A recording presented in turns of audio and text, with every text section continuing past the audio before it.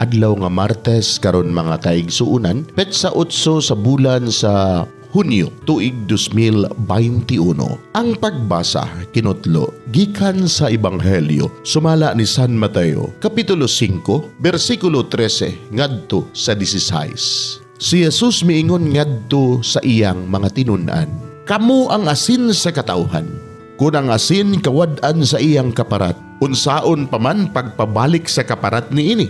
Kini wala nay kapuslanan ug angay na lamang ilabay unya, tunob-tunoban sa mga tao. Kamo ang kahayag sa katawhan, ang syudad nga nahimutang sa bungtod, dili gayud matago. Walay magdagkot og suga aron lamang isulod sa gantangan, kundili ibutang gayud sa tungtunganan aron maghatag og kahayag sa tanan nga anaa sa balay. Busa sa samang paagi, ipadanag ang inyong kahayag atubangan sa mga tao aron makita nila ang inyong mga baayong buhat ug daygo nila ang inyong amahan nga atua sa langit."